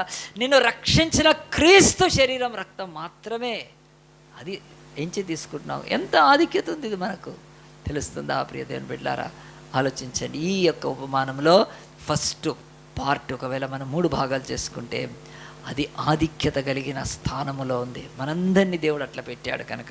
తర్వాత చూద్దాం లూకా సువార్త 13వ అధ్యాయంలో 2వ భాగం ఏమిటి మరి? అక్కడ 2వ భాగంలో తర్వాత 6వ వచనం తర్వాత అదే వచనంలో, అతడు దాని పండ్ల వెదక వచ్చినప్పుడు ఏమీ దొరకలేదు అని బైబిల్ చెప్తుంది. చూద్దాం, నెక్స్ట్ పిక్చర్ చూద్దాం. చూడండి, అతడు దాని పండ్ల వెదక వచ్చినప్పుడు ఏమీ దొరకలేదు. ఆ యజమాని తోటకు వచ్చాడు. వచ్చినప్పుడు ఆయన ఏం వెతికాడు? పండ్లు వెతికాడు. అంటే ఆ చెట్టు పెట్టింది ఎందుకు? పండ్ల గురించే కదండి. అంటే అంజూరపు చెట్టు పెట్టింది పండ్ల కొరకే పెట్టారు, అంటే ఫ్రూట్ కొరకు పెట్టాడు. మరి ఆయన ఫ్రూటే వెతుకుతాడు. ఆయన ఫ్రూట్ వెతకకుండా ఏం చేస్తాడు? ఆయన వచ్చి ఈ చెట్టు సూపర్ ఉంది కదా, దీన్ని మనం ఏదైనా ఫిలిం వాళ్ళకు ఇచ్చేద్దామా, ఇక్కడ ఒక ఫిలిం షూటింగ్ చేపిద్దామా, వచ్చి హీరోయిన్ అక్కడ కూర్చొని చక్కగా ఉంటే అంజూరపు చెట్టు కింద, మా అంజూరపు చెట్టు కింద ఒక హీరోయిన్ కూర్చుందా, ఇలాంటివి ఏమీ అవసరం లేదు. ఇంకేదైనా దాని ఆకులు, దాని కొమ్మ, దాని రెమ్మ, దాని చెట్టు, దాని అందము, ఇవి ఏం అక్కర్లేదండి. యజమానికి కావాల్సింది ఏంటి? ఫ్రూట్, ఫలము కావాలి. సో బైబిల్లో ఇంగ్లీష్లో అంటారు God looks fruit, God looks for the fruit. దేవుడు ఆయన ఫలాన్ని కోరుకుంటాడు. ఈ ఫలం అన్నప్పుడు ఇంకొక మాట తీసుకోండి, ఫ్రూట్ అన్నప్పుడు ఆయన ఫలమును వెతకటానికి వచ్చాడు తప్ప లాభాన్ని వెతకటానికి రాలేదు. ఈ మాట for the fruit but not for the profit. అంటే దేవుని యొక్క వాక్యం ఏం చెప్తుందంటే, ప్రతి యజమాని కూడా ఫలించాలని ఒక చెట్టును కోరుకున్నట్టే దేవుడు కూడా మనం ఫలించాలని కోరుకునేవాడు. దేవుడే కాదు, మన తల్లిదండ్రులు కూడా ఎవరైనా పిల్లల్ని కంటే మనకు లాభం వస్తుందని కంటారండి? కన్నారా ఇంతమందికి ఎవరైనా? అంటే పిల్లల్ని అంటే ప్రొడక్షన్ అది, కానీ బిడ్డలు నమ్ముకోవటానికి ఎవరు కాదండి. పిల్లలంటే ఎంత సంతోషం కదా. సరే, ఒక అత్తను తీసుకోండి, తన కొడుకుకు పెళ్లి చేసిన ఆ యొక్క అమ్మాయి కోడలు అవుతుంది. నా కోడలు ఫలించాలి, ఒక బిడ్డనన్న కంటే మా వంశంలో మంచిగా ఉంటుందని అత్త కూడా కోరుకుంటుంది కదా. నా కోడలు ఫలించాలి, నా కొడుకును మంచిగా చూసుకోవాలి అనుకుంటారు. పిల్లలు తల్లిదండ్రులందరూ మనల్ని ప్రేమించి నా బిడ్డలు మంచిగా ఫలించాలి తప్ప, నా బిడ్డలకి ఇది చేస్తే నాకు ఎంత లాభం వస్తుంది, నా కొడుకుని ఇంజనీరింగ్ చదివిస్తే నాకెంత లాభం వస్తుంది, నా కూతుర్ని మెడిసిన్ చదివిస్తే నాకెంత లాభం వస్తుంది, ఏ తల్లిదండ్రులు ఆలోచించరండి. నా బిడ్డలు మంచిగా ఉండాలి, వాళ్ళు ప్రేమతో ఉండాలి, మంచిగా ఉండాలి, చెడిపోకూడదు అనే కదా కోరుకుంటారు. మరి బైబిల్ చెప్తుంది, ఆ అంజూరపు చెట్టు యజమాని ఏం ఎతికాడండి? లాభం ఎతికాడా, ఫలం ఎతికాడా? ఫలమే కనుక బైబిల్ చెప్తుంది, దేవుడు ఎప్పుడైనా మనలో ఫలాలే వెతుకుతాడు. కనుక ఆ ఫలము వెతుకుతున్నప్పుడు బైబిల్ ఏం చెప్తుందంటే, ఆ యజమాని విషయమై మనకు చెప్తూ 2వ భాగంలో ఆయన ఎప్పుడు ఎతికాడు, ఎంతకాలం ఎతికాడు చూడండి అక్కడ. కనుక అతడు, ఇదిగో 3 ఏండ్ల నుండి నేను ఈ అంజూరపు చెట్టును పండ్లు వెతికి వచ్చున్నాను, కానీ ఏమీ దొరకలేదు. ఎంత మంచివాడండి. ఫస్ట్ ఇయర్ వచ్చాడు ఆయన, అంజూరపు చెట్టు పెద్దగా అయింది, అది పెట్టాడు, ఏమీ ఫ్రూట్ రాలేదు. కానీ ఆయన ఏం మాట్లాడలేదు దానికి. ఫస్ట్ ఇయర్ ఏం చేశాడు, అన్ని చెట్లు చూసుకుంటూ వెళ్తూ, అరే ఈ అంజూరపు చెట్టుకి లేదే, పర్లేదులే చెట్టు కదా, ఒకదానికి నీరు సరిగ్గా అందలేదేమో, లేకపోతే ఆ చెట్టు అంత బలంగా తీయలేకపోతుందేమో, కింద సారం లేదేమో, ఏం ప్రాబ్లం ఉందో అని వెళ్ళిపోయాడు. 1 ఇయర్ ఏం చేశాడు అని ఏమనిపించలేదు. 2వ సంవత్సరం వచ్చాడు. 2వ సంవత్సరం వచ్చినప్పుడు చూసినప్పుడు మిగతా అంజూరపు చెట్లన్నీ అన్నీ బాగుంది, ఇది లేదు. అరే 2వ సంవత్సరం ఏమైందో కానీ ఈ ఇయర్ సరిగ్గా వెదర్ సరిగ్గా లేదేమో, ఈ యొక్క చెట్టు యొక్క స్వభావం అంతేనేమో అని 2వ సంవత్సరం కూడా వెళ్ళిపోయాడు. బైబిల్లో 3వ సంవత్సరం అనుంది. 3 ఇయర్స్ కూడా ఆయన ఏమాత్రం ఆ చెట్టు విషయమే ఆలోచించలేదు. కానీ 3 ఏళ్ళు అయిపోయిన తర్వాతనే ఆయన నోరు తెరిచాడు. చాలాసార్లు ఈరోజు ఎవరైనా ఏదైనా పెట్టంగానే రాగాలని కోరుకుంటారు, ఏదైనా పెట్టంగానే మనకు రావాలని కోరుకుంటారు. అంటే ఇన్వెస్ట్ చేయగానే రావాలని, పెట్టుబడి పెట్టంగానే లాభం రావాలని, అలాగున కోరుకునే వాళ్ళలో కాదు యజమానుడు. దేవుడు చెప్తున్నాడు, దేవుడు నిన్ను నన్ను కూడా ఈ లోకంలోకి పంపించి ఆయన క్రీస్తులో మన రక్షణ పొందినాక ఫస్ట్ ఇయర్ ఏదైనా అయిపోవాలి, సెకండ్ ఇయర్ ఏదో అయిపోవాలి, ఏం కోరుకోవట్లేదు. He takes time. ఇక్కడ కూర్చున్న మనందరం కూడా పుట్టిన ఫస్ట్ ఇయర్కే మనము అందరం సైకిల్ దొక్కేసామా? సైకిల్ దొక్కుంటే మన మమ్మీ ఏమయ్యేది? పారిపోయేది. ఎవరు దొక్కరండి. ఫస్ట్ ఇయర్ 1 సంవత్సరం బిడ్డ సైకిల్ ఎక్కడ దొక్కుతాడు? అంబాడతారు, నడుస్తారు, ఎక్కువ ముందుకు పడుతూ ఉంటారు దెబ్బలు తగిలి. మెల్లగా 5 ఏళ్ళు 6 ఏళ్ళు వచ్చినాక ఆడు బయటికి వెళ్తుంటే సైకిల్ దొక్కుతుంటే భయం వేస్తుంది, అయినా మటుకు అప్పుడు నేర్చుకుంటారు పిల్లలు. సో దేవుడు కూడా మన పట్ల అంత తొందర ఏం పడట్లేదండి. ఆ యజమానుని చెప్తున్నాడు యేసు ప్రభు. ఆ యజమానుడు ఫస్ట్ ఇయర్ వదిలేశాడు, సెకండ్, థర్డ్, 3 ఏళ్ల తర్వాత ఆయన చిందులేసాడా ఏమన్నా? ఏమి చిందులేదండి. 3 ఏళ్లలో నువ్వు ఆ యొక్క తోటమాలిని పిలిచి, నువ్వు 3 ఏళ్ళ నుంచి ఏం చేస్తున్నావు నువ్వు? ఎందుకనిలో తెలుసా అండి, ఆ తోటమాలి చాలా మంచివాడు. ఎందుకంటే ఈ ఒక్క చెట్టుతో పాటు అన్ని చెట్లు కూడా ఎండిపోయి ఉంటే ఫలించకపోతే, అరే ఏం చేస్తున్నాడో పెట్టి నేను ప్రయోజనం లేదు కదా. ఒక్కడు కూడా. ఇప్పుడు కాలేజీలో ఒక స్కూల్లో ఒక టీచర్ ఉంది, అందరు ఫెయిల్ అయితే ఇంకా టీచర్ ఎందుకు? కాదండి కదా, ఒకరిద్దరు అయితే కానీ. కనుక ఏమనుకోరు కాలేజ్ మేనేజ్మెంట్, అరే టీచర్ మంచి చెప్తుంది ఆమె ఫ్యాకల్టీ, ఒకటిద్దరు దాన్ని. అట్లనే ఈ తోట యజమాని తోటమాలిని ఏమి అనుమానించలేదని. ఎందుకంటే మిగతావి ఫలిస్తున్నాయి కనుక, మిగతా వాళ్ళకి మంచి మార్క్స్ వస్తున్నాయి కానీ, మిగతావి ఫలిస్తున్నాయి కనుక ఏ తొందరపడలేదు ఆయన. మంచి తోటమాలే ఉన్నాడని. కానీ 3 ఏళ్ల తర్వాత తన మనసులో అది బయటకు పెట్టేశాడండి. ఏం పెట్టాడో చూడండి అక్కడ, దాని విషయం అక్కడ రాయబడ్డప్పుడు బయట పెట్టినప్పుడు అంటాడు చూడండి, ఆయన అంటాడు, ఏమీ దొరకలేదు 3 ఏళ్ళ నుంచి, దీనిని నరికివేయము, దీనివల్ల ఈ భూమి ఎలా వ్యర్థమైపోవాలనని ద్రాక్ష తోటమాలితో చెప్పాను. బైబిల్ చెప్తుంది. ఇప్పుడు ఒక చెట్టు గురించి ఇద్దరు మాట్లాడుకుంటున్నారు. ఒక చెట్టు గురించి ఇద్దరు మనందరం మనుషులం ఇతరుల గురించి మాట్లాడుకుంటాం. ఇక్కడ దేవుడు చెట్టును పోలుస్తూ, మీరు నా అంజూరపు చెట్లు భూమి మీద, నేను నా తండ్రి మాట్లాడుకుంటూ ఉంటాము. గుర్తుపెట్టుకోండి. ఈరోజు లోకంలో మీ గురించి ఎవరైనా బయట మాట్లాడుకుంటుంటే మనకి ఇబ్బంది అనిపిస్తుంది, నా గురించి ఏమనుకుంటున్నారా అని. రెండవది, మాట్లాడుకుంటే మంచిది అనిపిస్తుంది. కొన్ని ట్రెండ్ అవుతుంటాయి కదా, వైరల్ అవుతుంది, మాట్లాడుకుంటే గ్రేట్ కావచ్చు. ఎవ్వరూ మాట్లాడుకోకపోయినా నీ గురించి గుర్తుపెట్టుకో, నీ కొరకు తన కుమారుని పంపిన యజమానుడైన దేవుడు, ఆ కుమారుడైన యేసు, సిలువలో రక్తం కార్చిన యేసుక్రీస్తు తండ్రి కుమారులు మాట్లాడుకుంటూ ఉంటారు.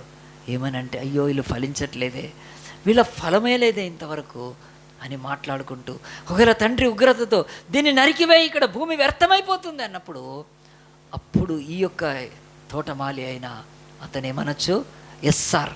ఎందుకంటే అతను యజమానుడు కాదు, ఎస్ఆర్ ఎస్ఆర్ ఎస్ఆర్ కదా. ఈరోజు బయట ఆ యొక్క బ్యూరోక్రసీలో కానీ పెద్ద పెద్ద చోట్ల వాళ్ళ అధికారులకు ఎదురు చెప్తారండి, అస్సలు చెప్పడానికి ఉండదు, డిస్మిస్ అయిపోతారు. పోలీసులో నేను ఎక్కువ చూశాను, అసలు వణికిపోతారు. ఎస్ఆర్ ఎస్ఆర్ డిఐజీ కానీ డీజీపీలు కానీ ఎస్పీలు వచ్చినప్పుడు, కలెక్టర్లు వచ్చినప్పుడు వణికిపోతారు. ఇట్లా ఒక్క మాట నోట్లోంచి రాదు, ఎస్ అనాలి అంతే, ఉండదు. ఎందుకంటే వాళ్ళకు అంత అధికారం ఉంటుంది.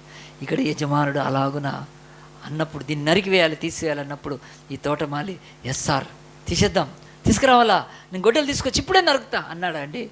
అనలేదండి. ఈ ఇద్దరిని దేవుడు చూపిస్తూ మనకు 3 ఏండ్ల దయ తర్వాత, ఈ యొక్క యజమానుడి దయ తర్వాత బైబిల్ చెప్తుంది, ఒక 1 ఇయర్ ఈ యొక్క తోటమాలి కృప దానికి ఇవ్వబడిందండి. ఏమన్నాడో చూడండి, ఎంత మంచి మాట అండి. అయితే వాడు, అయ్యా నేను దాని చుట్టూ త్రవ్వి ఎరువు వేయమట్టుకు ఈ సంవత్సరం కూడా ఉండనేమో. గట్టిగా చప్పట్లు కొడదామా అండి. తను యజమాని ఇక్కడ ఉండడు, కానీ తోటమాలి ఉంటాడు. తోటమాలి చూస్తున్నాడు, ఇది బాగానే చెట్లు వస్తుంది కదా, బాగానే ఆకులు వస్తుంటాయి, బాగానే ఆ యొక్క పూత కూడా వస్తుంది, కానీ పిందె రావట్లేదు, లేకపోతే ఫలం రావట్లేదు, చూద్దాం, ట్రై చేద్దాం. ఎందుకు నా తోట యజమానుడికి తొందరపడి నేను దాన్ని నరికానని, అయ్యా అని చెప్పి తన సొంత బిడ్డలాగా చెట్టుని, తన సొంత ఆ యొక్క స్వాస్థ్యంలాగా, ఎందుకంటే ఆయనకు చెందింది కాదు, నరకపోతే పోయింది, నేనేంది నా జీతం నాకు వస్తుంది అనుకోలేదు. ఆ యొక్క చెట్టు పట్ల కూడా ఒక ప్రేమ, ఒక దయ ఇతనిలో కూడా ఉంది. యజమానిలో ఎలాంటిది ఉంది, ఇతనిలో ఉంది. చక్కగా 1 ఇయర్ దయచేయమని చెప్తున్నాడండి. ప్రియ దేవుని బిడ్డలారా, ఆలోచించండి. బైబిల్ ఏం చెప్తుందంటే, భూమి మీద దేవుడు మొదటిది ఈ ఉపమానంలో ఆధిక్యత స్థానం అయితే, రెండోది అపారమైన దయ కృప దేవుడు చూపిస్తాడు ప్రతి వ్యక్తి పట్ల. అపారమైన దయ 3 సంవత్సరాలు +1 కృప 4 ఇయర్స్ దేవుడు ఇస్తాడు అని చెప్తున్నాడు. ఎందుకంటే 4 ఏళ్లలో నువ్వు ఫలించాలి, 3 ఏళ్ళకే ఫలించాలి. కనుక నేను ఒకసారి ఒక ప్రేయర్ మీటింగ్లో నేనేం చేశానంటే, ప్రార్థన చేయమని అడిగానండి. ప్రార్థన చేస్తా అంటే, స్తుతి ప్రార్థన చేస్తా అంటే, చక్కగా వచ్చి మైక్ తీసుకొని ప్రార్థన చేస్తుంటే నేను కళ్ళు తెరిచి ఇట్లా చూస్తాను. ఈ చర్చ్కి వచ్చి 1 ఇయర్లో స్తుతి ప్రార్థన. ఇప్పుడు నేను పేరు చెప్పాను, కానీ ఆ పేర్లు కూడా నాకు తెలిసి ఎవరెవరో వాళ్ళు. ఎంత సంతోషం. 1 ఇయర్ లోపలనే స్తుతి ప్రార్థన నేర్చు. ఎంతోమంది పాస్టర్లకి ఈరోజు స్తుతి ప్రార్థన రాదండి. ఎందుకంటే 1000 మంది పాస్టర్లను నేను మన కొరియాలో పోయి కలిసి వచ్చాను కదా, కనీసం వేరే భాషలను తెలుగు లేదు. స్తుతి ప్రార్థన రాదండి. అసలు ప్రార్థనలో ఉన్న స్తుతి, క్షమాపణ, కృతజ్ఞత, 4వది ఇతరుల కొరకు చేస్తే విజ్ఞాపన, మన కొరకు చేస్తే మనవులు. ఈ 4 భాగాలు తెలియదండి ప్రార్థనలు. గందరగోళంగా చేస్తారు. అంటే అలాంటి ఒక బాధ నాకుంది, నేను వ్యక్తపరుస్తున్నాను అంతే. మన చర్చిలో 1 ఇయర్లోనే స్తుతి ప్రార్థన నేర్చుకొని ఎంత సంతోషమండి. సరే, మన చర్చి ఇక్కడ వదిలేస్తే గట్కేసర్లో, అన్నోజిగూడలో ఒక 25 ఇయర్స్ బ్యాక్ మేము అక్కడ పోయి ప్రార్థన చేస్తాం. చదువు రాదు, వాళ్ళ పేరు రాదు, వాళ్ళ ఊరు పేరు రాయలేరు, వేస్తే బొటన్ వేలుతోటి థంబ్ ఇంప్రెషన్ తప్ప ఏమీ లేదు. రాళ్ళు కొట్టుకునే వడ్రోళ్ళు, ఎరికిలోళ్ళు, మాదిగవాళ్ళు, మాలవాళ్ళు, ఆ తర్వాత బుడిగ జంగారం వాళ్ళు, ఆ తర్వాత లంబాడీలు, ఆ తర్వాత మరాఠీ వాళ్ళు ఉండేవాళ్ళు అక్కడ. అందరూ ఒక 10 వాళ్ళు అందరూ వచ్చేవాళ్ళు నా దగ్గరికి. ప్రార్థన నేర్పిస్తే, స్తుతి ప్రార్థన చేస్తే, సిటీలో చదువుకున్న వాళ్ళకి రాదు ఎంతోమంది, వాళ్ళతో ప్రార్థన చేపిస్తే దేవుడు అంటాడు 3 ఇయర్స్ ఇనఫ్ నువ్వు ఫలించడానికి, ఏదైనా నేర్చుకోవటానికి. ప్రార్థనలో, విశ్వాసంలో, నీతిలో, పరిశుద్ధతలో, భక్తిలో కదా, దేవుని యొక్క వాక్యంలో నువ్వు ఫలించవచ్చు. 3 years is more than enough అండి కదా. కానీ బైబిల్ చెప్తుంది చాలామందికి అది లేదు. 3 సంవత్సరాల తర్వాత ఎంతోమంది నా చర్చి బిడ్డలు వెళ్ళి బయట ప్రేయర్ చేస్తే వేరే వాళ్ళు కళ్ళు తెరి చూస్తారు ఎవరని. అలాంటి సాక్ష్యాలు కూడా ఉన్నాయి నాకు, గొప్పగా చెప్పు. బైబిల్ చెప్తుంది నువ్వు చేయగలుగుతావు 3 ఏళ్లలో కనుక. మరి బైబిల్ అంటుంది, ఈ బైబిల్ స్పష్టంగా ఏం చెప్తుంది, ఆధిక్యత కలిగిన స్థానము. అది రోడ్డు మీద ఉన్న చెట్టు కాదు, అది అడవిలో ఉన్న చెట్టు కాదు, కొండల్లో నీళ్లు లేని చోట లేదు, దారిలో మనుషులు తొక్కి ఇచ్చేసే చెట్టు కాదు, తోటలో ఉన్న చెట్టు, యజమానుడు కలిగి తోటమాలిన చెట్టు. 3 ఇయర్స్ అయిపోయింది, లాస్ట్ 4 ఇయర్స్కి అయిపోయినాక ఏమవుతుంది ఫలించకపోతే. కనుక దేవుడు చెప్తున్నాడు. ఆ వాక్యం చూసి మనం ప్రార్థన చేసుకుందాం. ఇక దేవుని యొక్క వాక్యంలో ఈ బైబిల్లో 13వ అధ్యాయంలో ఆ యొక్క 9వ వచనంలో అది ఫలించిన సరి లేని ఎడల నరికి వేయండి. మరి దేవుడు ఏమన్నా దీనికి జవాబు కంక్లూడ్ చేశాడా? ఇప్పుడు మనం ఒకటి, అది నరికి వేయబడిందా, నరికి వేయబడలేదా మనకైతే తెలియదు. కానీ దాంట్లోనే దేవుడు ఒక జవాబు ఇస్తున్నాడండి. అదేమిటంటే నరికి వేయబడింది అంటే అదేమిటది? ఫలించలేదు.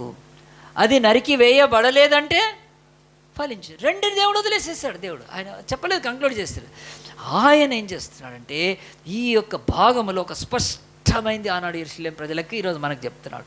దానికి ఒక ఉదాహరణ నేను చెప్పి ప్రార్థన చేస్తాను. అదేమిటంటే ఒకరోజు పొద్దున్నే ఒక ఫోన్ వచ్చింది మాకు వచ్చింది, మాకు ఏమిటంటే చాలా భయంకరమైన విషయం. ఏమిటంటే మాకు తెలిసిన ఒక దూర బంధువుల్లో అతను కర్నూలు వెళ్ళాడండి.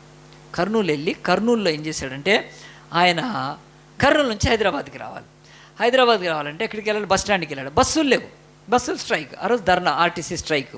అప్పుడు ఆర్టీసీ ఆంధ్రప్రదేశ్ ఏపీఎస్ఆర్టీసీ ఉండింది కదా, స్ట్రైక్ చేస్తే ఒక్క బస్సు లేదు, మొత్తం స్ట్రైక్ అయిపోయింది.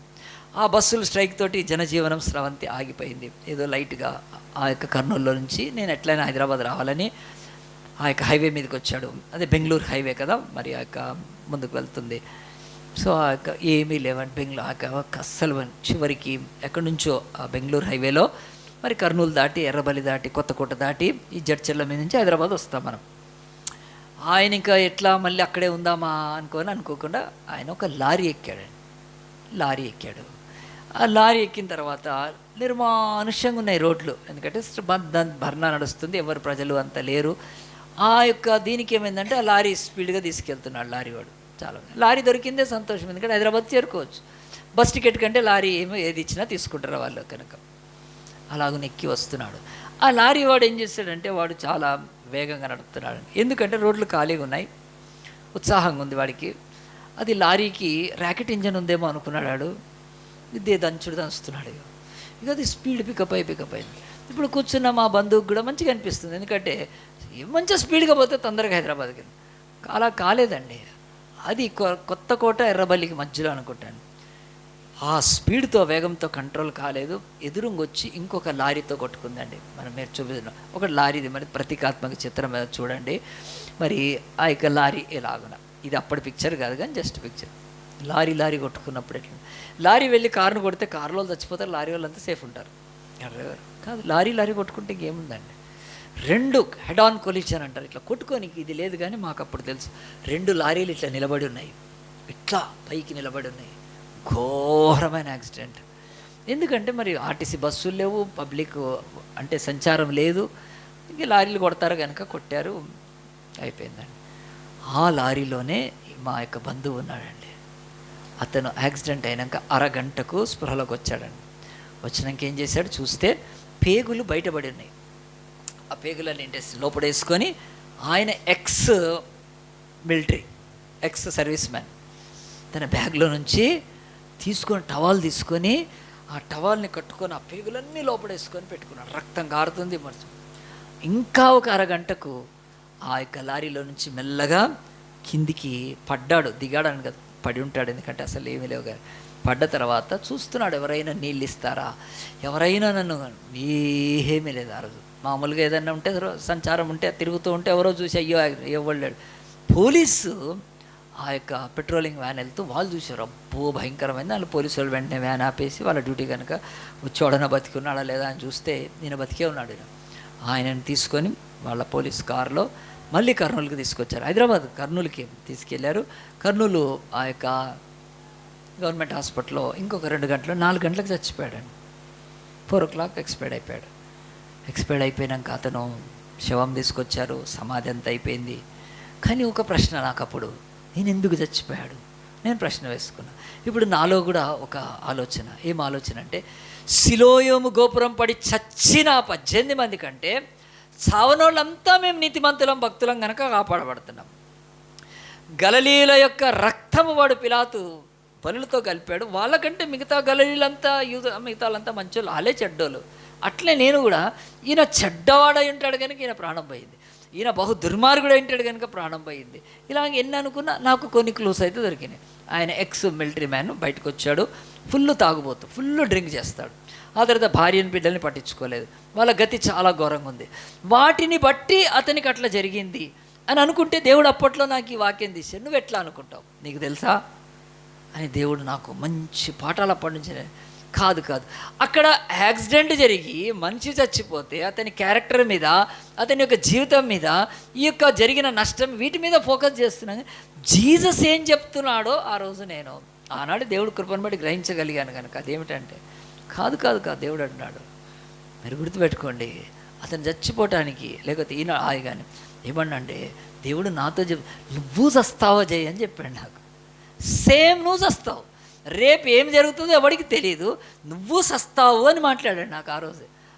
ఏంటి చస్తావు అంటే దేవుడి యొక్క వాక్యం. ఇప్పుడు చూడండి, దేవుని యొక్క వాక్యము ఆయన యేసు ప్రభు కంక్లూడ్ చేశాడు 13వ అధ్యాయంలో.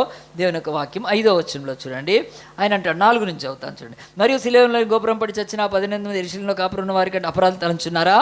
కారని మీతో చెప్పుచున్నాను, మీరు మారు మనసు పొందని ఎడల మీరందరూ అలాగే నశింతురు.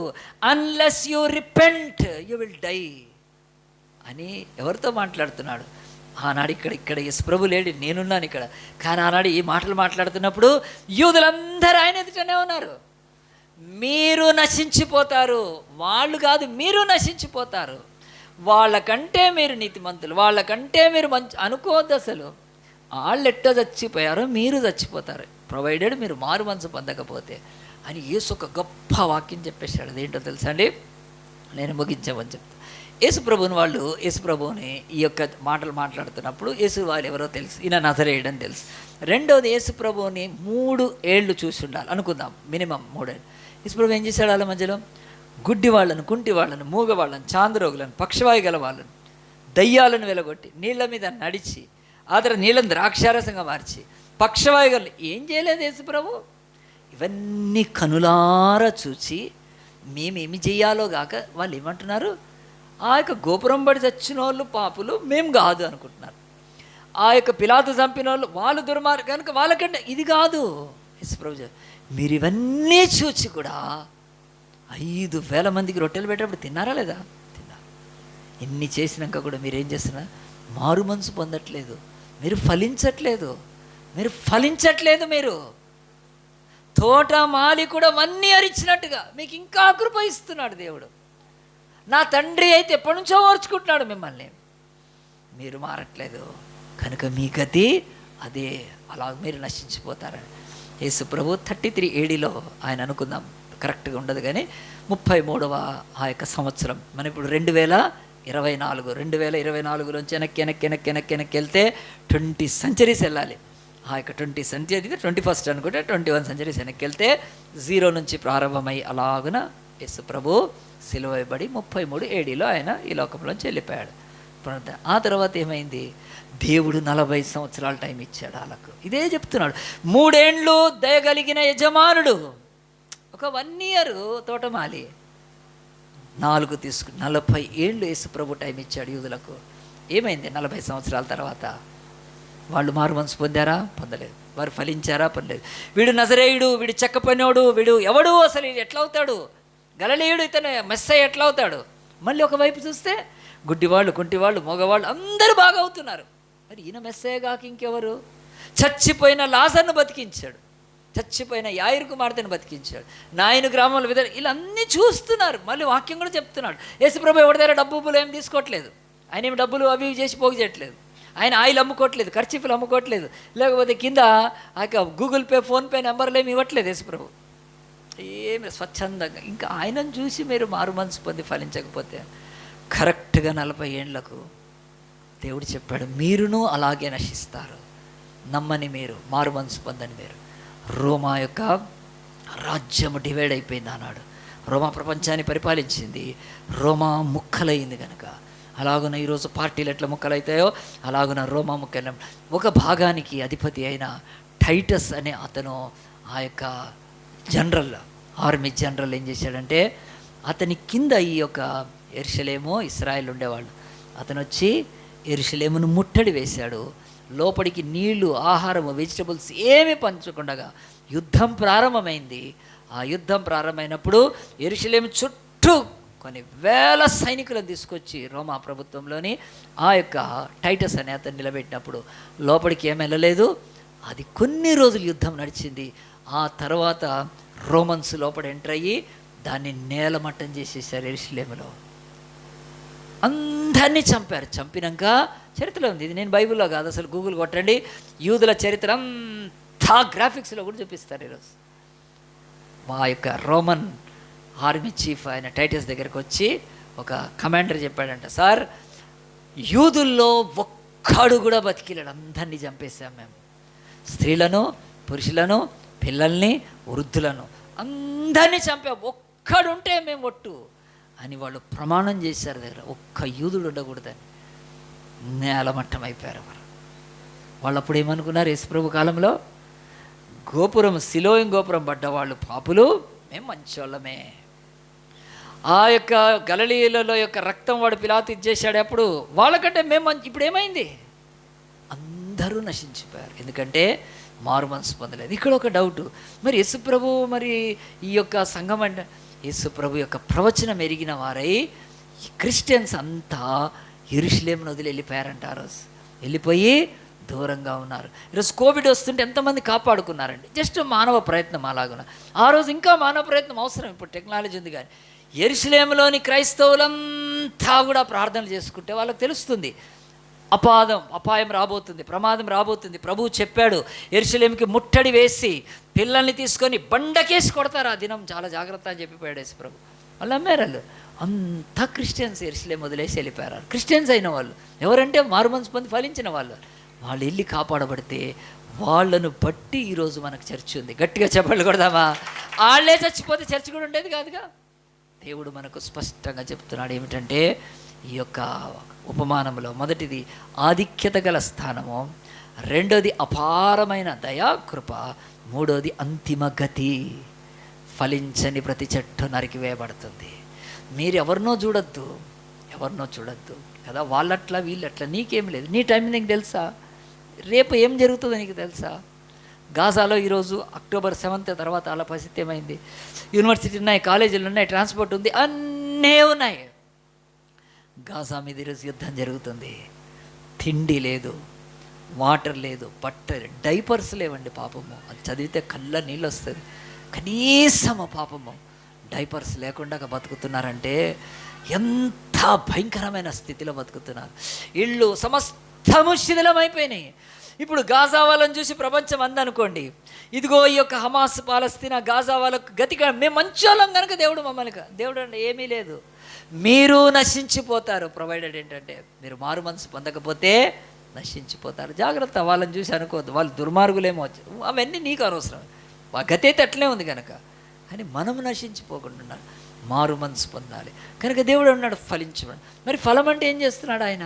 గలతీ 5:22 చూడండి. గలతీ 5:22 ఇది అందరూ కూడా నేర్చుకోవాలండి. చర్చిలో ఉన్న వాళ్ళు ఎవరైనా బైబిల్ వాక్యం గలతీ 5:2 ఆత్మఫలం ఏమనగా ప్రేమ, సంతోషం, సమాధానం, దయాలత్వం, దీర్ఘశాంతం, మంచితనము, విశ్వాసము, సాత్వికము, ఆశా నిగ్రహము. 9 కనీసం నీ లైఫ్లో అవి కంటద పెట్టాలి, పెడితేనే, లేకపోతే కాదు. అది దేవుడి వాక్యంలో దేవుడు అంటున్నాడు మీరు ఫలించాలి కదా. చర్చికి వస్తున్నారు, 3 ఏళ్ళు అయిపోయింది, ఒక్క ఆత్మఫలం మీలో లేదే. మళ్ళీ మీరు వాళ్ళని చూసి వాళ్ళకి ఇట్లయింది వీళ్ళకి ఇట్లయింది అనుకోండి, ఏం ప్రయోజనం? మీరు ఫలించకపోతే మీరు నశించిపోతారు. తేడా కొంచెం అటు ఇటు అంతే. కనుక శిలోయములోపు గోపురం పడి 18 మంది ఏమిటి, వాడు యెరూషలేము మీద దండయాత్ర చేసి అప్పుడు చచ్చిపోయారు. అంతే, కొంత గ్యాప్తో చచ్చిపోయారు. ఆ పిల్లలందరూ వాళ్ళందరూ మరి కళ్ళారా చూశారు, యేసుప్రభు చేసే ప్రతి అద్భుతాన్ని చూశారు. యేసుప్రభుని అంగీకరించలేదు, స్వీకరించలేదు, మారుమనసు పొందలేదు, ఫలించలేదు, పోయారు. కనుక ఏం తేడా ఉండదని ఈ ఉపమానంలో ఒక గొప్ప సత్యాన్ని దేవుడు ఏం చెప్తున్నాడంటే, నీ జీవితంలో నీవు కాలాన్ని వృధా చేయొద్దు. దేవుడిచ్చిన దయ కృపను నువ్వు నిష్ప్రయోజనం చేసుకోవద్దు. ఒకవేళ దేవుడు ఇంకా నేను ఓర్చుకుంటున్నాడంటే తీయండి, 2 పేతురు 3:9 చదివితే ప్రార్థన చేస్తాను. 2 పీటర్ 3:9 ఎవరైనా ఫాస్ట్గా తీస్తే చదవండి. దేవుడు వాక్యం చెప్తుంది, ఇంకా వాళ్ళకి జరిగినట్టు మనకు జరగకపోతే ఒకటి ఆలస్యమని ఎంచుకొని ఉన్నట్లు ప్రభు మైకి ఇవ్వండి. ప్రభు తన వాగ్దానమును గురించి ఆలస్యము చేయవాడు కాడు, కానీ ఎవడునూ నిశ్చయింపగా ఇచ్చయింపక అందరూ మారు మనసు పొందవలనని కోరుచు అక్కడ దీర్ఘశాంతం ఎట్లా చదవాలి? మీ ఎడల దీర్ఘశాంతం గలవాడని చదవాలి. వినోద చదువుతుంది ఈసారి నుంచి, గుర్తుపెట్టుకున్నాను. మంచిదా? సో బైబిల్ చాలా స్పష్టంగా చెప్తుంది. ఈరోజు నీ తల్లి ఓర్చుకుంటుండొచ్చు, నీ తండ్రి ఓర్చుకుంటున్నాడు, భార్య ఓర్చుకుంటుంది, భర్త ఓర్చుకుంటున్నారు. ఎంతమంది ఈరోజు ఉద్యోగాలు లేకపోతే కదండి, ఒక 10 ఏళ్ళు ఒక గవర్నమెంట్ ఓర్చుకున్నారు కదా. వీళ్ళందరికీ ఇంత ఓర్పు ఉంటే దేవుడికి లేదా ఓర్పు? అపారమైన దీర్ఘశాంతం.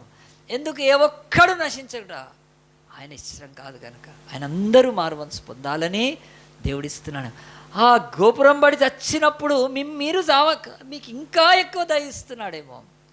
ఆ గలిలీయులు పాపం వెళ్ళి దేవాలయం దగ్గరికి వెళ్ళి ఏదో స్ట్రైక్ చేసి ధర్నా చేస్తుంటే ఆ దుర్మార్గుడు చంపిస్తే వాళ్ళకంటే మీకు దేవుడు టైం ఇచ్చాడేమో ఎక్కువ.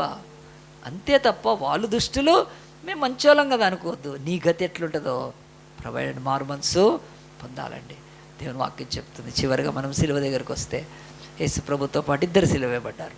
యేసు సిలువ వేయబడ్డప్పుడు ఒక తేడా ఉంది. ఏంటంటే వాళ్ళల్లో పాపం ఉంది, యేసులో పాపం లేదు. గట్టిగా చప్పట్లు కొట్టాలండి, ఎవ్వడు కన్ఫ్యూజ్ కావద్దు.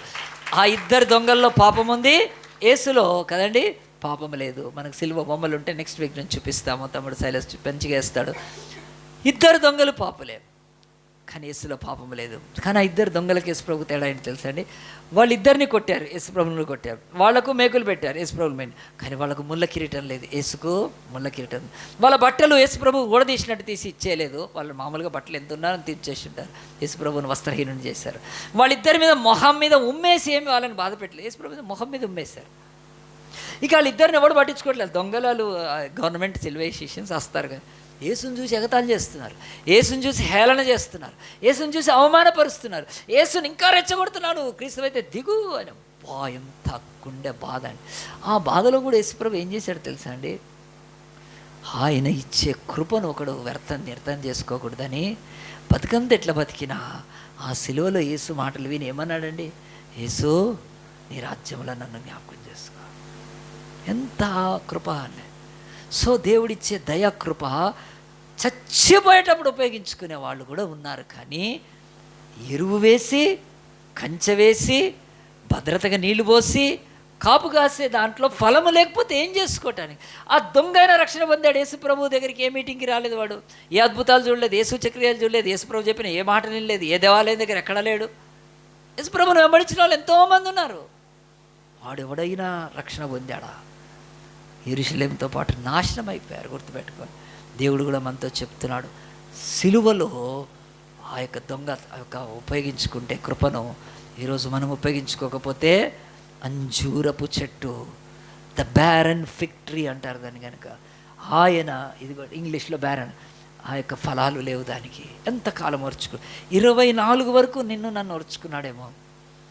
ఈ సంవత్సరమైన నువ్వు ఫలించకపోతే సడన్గా ఒక రోగం వచ్చి నీ బ్రతుకులో అది నిన్ను హాస్పిటల్ తీసుకెళ్ళిపోయి కృంగ చేస్తుంటే అయ్యో అయ్యో అని మొత్తుకుంటే ఛాన్స్ ఉండకపోవచ్చు. కానీ నేడే రక్షణ దినం, నేడే ఇది అనుకూల దినం కనుక క్రీస్తుని అంగీకరించి మారు మనసు పొందితే మనము జడ్జిమెంట్ మానేస్తాం. వాళ్ళ బతుకులు ఎందుకు అట్లయినాయి, వీళ్ళ బతుకులు ఎందుకు అట్లయినాయి, వీళ్ళెందుకు వదిలేస్తాం. మనకెంత సమయం ఉందో తెలియదు, దాంట్లో ఫలించి ఆ ఫలము నిలిచి ఉండి పరలోక మహిమను పోగొట్టుకోకుండా. మన కోవిడ్ వచ్చినప్పుడు వాళ్ళు అనుకున్నారు కదండి అందరూ నేను బతుకుతానని. బతికారా? వాళ్ళంతా బతికారా అండి? మెడిసిన్ బతికిస్తుంది ఏదో మొత్తానికైతే కదా. నేను మంచి హాస్పిటల్కి వెళ్ళాను, ఆక్సిజన్ పెట్టుకున్నాను. విజయవాడలో అయితే ఒక హాస్పిటల్లో ఆక్సిజన్ సిలిండర్లే పేలి కాలి చచ్చిపోయారు కదా. దాంట్లో ఒక సేవకుడు, ఆయన భార్య కూడా చచ్చిపోయారు, కాలిపోయారు. రేపేం జరుగుతుంది ఎవ్వరికే తెలియదు. కోవిడ్ వచ్చి మంచిగా అయిపోతానులే అనుకున్న వాళ్ళు ఉండొచ్చు. దేవుడు చెప్తున్నాడు, యెరూషలేమా యెరూషలేమా, ప్రవక్తలను చంపుదానా కదా, నేను నిన్ను చేర్చుకోవాలి, నువ్వు వల్లకపోతివి, నేను వదిలిపెట్టేస్తున్నాను. శత్రువు ముట్టడి చేసి ఆ యొక్క గట్టులు కట్టి నీలో పిల్లల్ని లాగి బండకేసే దినం వస్తుంది. నువ్వు మారు మనసు పొంది యెరూషలేమా అని ఏడ్చాడండి యేసుప్రభు. అసలు యేసుప్రభు ఎంత ఏడ్చుంటాడో, ఆ నీళ్ళు ఎంత అండి, ఎన్ని డ్రమ్ములు నీళ్ళు ఏడ్చుంటాడండి. ఎందుకంటే ఆయన ఏడ్చాడు తన పట్టణాల కొరకు. ఎందుకంటే మారు మనసు లేని జనాలు చర్చిలకు వస్తున్నారు, పోతున్నారు, బ్రతుకులో ఫలమే లేకపోతే ఎట్లా అండి? ఆ జీసస్ ఉపమానం చెప్పి మనకంటున్నాడు, దీర్ఘశాంతము కలిగిన యేసు, నువ్వు ఆలోచించు, నువ్వు ఫలించాలి. ఈ ఫలమో ఆ యొక్క దేవుడు కోరుకుంటున్నాడు కనుక దేవుడి యొక్క వాక్యంలో ఉపమానంతో మనకేం నేర్పిస్తున్నాడండి? సమయం ఉండగానే మనము సద్వినియోగపరచుకోవాలి. ఖచ్చితంగా ఈ ఫిగ్ ట్రీని చూస్తే బైబిల్ చెప్తుంది ఎంత భయంకరమో. మళ్ళీ ఆ పిక్చర్ చూద్దాం, చూడండి. దేవుని యొక్క వాక్యంలో ఆ యజమాని నిలబడి అడుగుతున్నట్టుగా ఈరోజు మన యేసు ప్రభు పరలోకములో ప్రకటనలో ఉంటుంది, నీ కొరకు నా కొరకు విజ్ఞాపన చేస్తున్నాడు. యేసయ్య ఈ బిడ్డను 24 కనీసం 24 ఎండింగ్లో ఈ బిడ్డ మారతాడు. తండ్రి తండ్రి తండ్రి అని యేసు ప్రభు ఇంకా ప్రార్థన చేస్తున్నాడు. ఒకవేళ 24 లాస్ట్ అయితే ఇక 25 ఉండదు మనకు. గుర్తుపెట్టుకోండి, ఇక్కడ యజమానుడు ఇక్కడ యెహోవా దేవునికి సూచనగా ఉన్నాడు. ఆ యొక్క తోటమాలి ఎవరికి సూచనగా ఉన్నాడు? యేసుక్రీస్తుగా. యేసుక్రీస్తే ఆయన చెప్పుకున్నాడు, ఆయన ఈ ఉపమానంలో చెప్పుకున్నాడు, నేనే ఆ తోటమాలిని, నేను ఆ తండ్రి దగ్గర వేడుకుంటున్నాను కనుక మీరు బతుకున్నారు. నేను యెరూషలేము గురించి ప్రార్థించాను కనుక ఈ సంవత్సరం అయినా ఎప్పుడో పోయేది యెరూషలేము అనేది. కానీ ఆయన కృపాకాలం దాటిపోతే లాస్ట్ మాటలు గుర్తుపెట్టుకోండి, దేవుడు క్షమిస్తాడు, ఎప్పటికీ క్షమించాడు. ఈ మాటలు మీరు మారుమోగాలి. దేవుడు క్షమిస్తాడు, ఎప్పటికీ క్షమించాడు. దేవుడు కనికరిస్తాడు, ఎప్పటికీ కనికరించాడు. దేవుడు దయ చూపిస్తాడు, ఎప్పుడు దయ చూపించాడు. దేవుడు ప్రేమిస్తాడు, ఆయన ప్రేమ కూడా ఎప్పటికీ ఉండదు, పోగొట్టుకుంటాం. ఇలాంటి మాటలన్నీ మన చెవుల్లో గింగుర్లు కావాలి. ఎందుకో తెలుసా అండి? బైబిల్ చెప్తుంది, ఆయన దయను ఆయన కృపను మనం నిర్విడితం చేసుకుంటే మన బ్రతుకుల్లో ఈ యొక్క కృప పోకుండా మన జీవితాల్లో దీన్ని కాపాడుకునేవారు. అందరం తలలు వంచుదాము, కళ్ళు మూసుకుందాము. దేవుని యొక్క సన్నిధిలో మరి దేవుని యొక్క వాక్య ప్రకారం మనందరం కూడా, ప్రభువా ఈరోజు మేము ఒక ఉపమానం విన్నాము నాయన, ఈ ఉపమానంలో ఎంత ప్రభా నువ్వు స్పష్టమైన క్లారిటీ ఇస్తున్నావు దేవా. నీవు మా జీవితాల్లో యేసయ్య ఈ ఉపమానం ద్వారా నా 3 ఏండ్లు యజమానుడు 1 సంవత్సరం తోటమాలి ద్వారా దొరికిన ఆ యొక్క అంజూరపు చెట్టు ఫలించలేదు, అది నరికి వేయబడింది అంతే. ఫలించుంటే అది దేవుని యొక్క సన్నిధిలో మనందరము కూడా ఫలములు ఆశించి వచ్చే దేవుడు, ఫలములను ఆయన కోరుకునే దేవుడు. ఆ ఫలము నీలో ఉందా లేదా ప్రశ్నిస్తున్నాడు. దేవుని యొక్క సన్నిధిలో మనందరం కూడా ప్రభువా నాయన, మరి ప్రభువా మేము నా తండ్రి నాయన నీ సన్నిధిలో ప్రభువా అయ్యా ప్రార్థిస్తుండగా, ప్రభువా అయ్యా నీ కృపలో మేము నాయన తండ్రి ప్రార్థిస్తుండగా మా జీవితాల్లో నాయన ఈ కృప ఉందా? నీ కృప మాకు కావాలి ప్రభా, నీ దయ మాకు కావాలి నాయన. నీ యొక్క దయను మేము ఎంతకాలం ఉపయోగించుకుంటాం? నీ దయను మేము ఎంతకాలం నివృత్తం చేసుకుంటాం? నీ దయను ఇంకెంతకాలం ప్రభా తెలియక తీసుకుంటాం? అయ్యో మేము నశించిపోతాం కదా. ఈ యొక్క ఫిగ్ ట్రీ అనేది మరి స్క్రీన్ మీద ఇందాక చూశారు కదా, దేవుని యొక్క సన్నిధిలో మరి ఆ యొక్క ఫిగ్ ట్రీ అంటే అంజూరపు చెట్టు.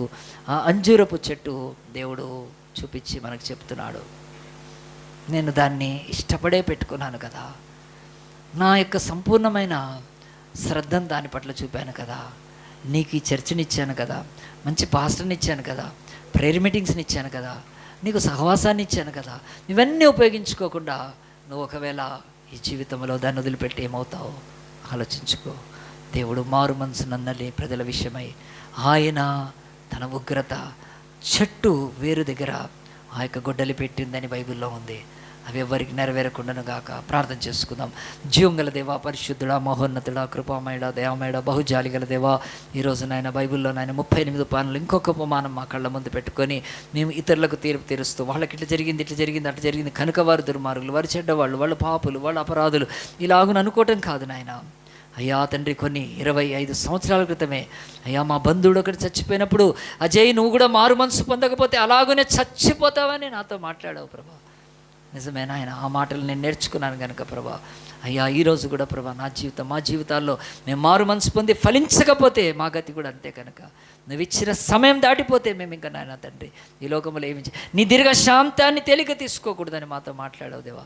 ఇక్కడున్న ప్రతి బిడ్డ కూడా నాయన ఇంకా రక్షణ లేకపోతే అయ్యా ఈ యొక్క నెలలో బాప్తిసాలు ఉన్నాయి కనుక బాప్తిసం తీసుకుంటకు రక్షణ పొంది కూడా మోడు వారిని బతుకుతూ ఏ ఆత్మ ఫలము లేకపోతే ప్రభా యేసయ్యా మా గతి ఎలాగుంటే తెలియదు. నువ్వు ఇచ్చిన సమయంలో ఫలించాలని మాట్లాడవు కనుక వాళ్ళు ఆత్మలో ఫలించాలని, ఆత్మ ఫలములు కలగాలని ప్రభా తప్పించే భాగ్యాన్ని దయచేసిన ఆయన విధమైన వాక్యాన్ని నారుకట్టి నీరు పోసి నూరంతలు ఫలింపచేయండి.